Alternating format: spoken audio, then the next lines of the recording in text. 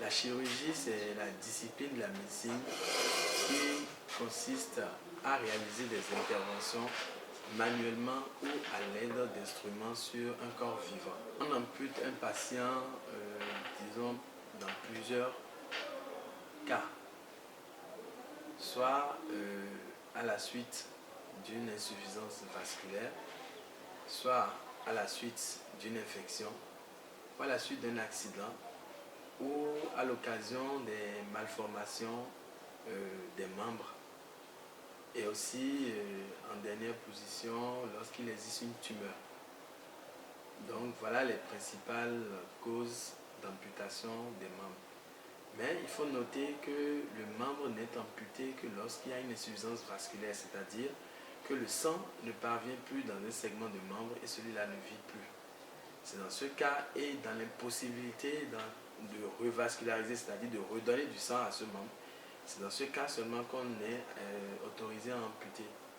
Et l'autre versant dont je vous ai parlé, c'est les infections. C'est-à-dire, l'infection atteint un niveau où si on n'enlève pas ce membre, si on n'ampute pas ce membre, on ne peut pas sauver la vie du patient. Et il y a la troisième grande cause d'amputation qui constitue les accidents. Lorsque les gens font des accidents sur la voie publique ou les accidents de travail, où il y a un délabrement important ou des fractures où on ne peut vraiment pas reconstituer le membre, on est dans l'obligation d'amputer ce membre. Donc voilà globalement les causes pour lesquelles on ampute un sujet. Là, je voudrais aussi signaler qu'il y a deux maladies essentiellement qui sont pourvoyeuses ou qui sont causes de l'insuffisance artérielle des membres.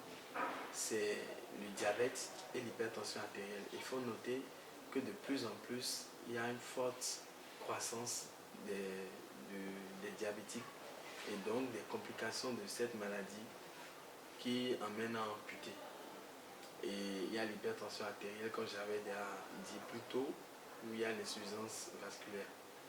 Maintenant, pour en revenir au conseil, comme je le dirais, il faut dire aux patients de consulter le plus tôt possible à l'hôpital dès qu'ils ont des soucis au niveau des membres.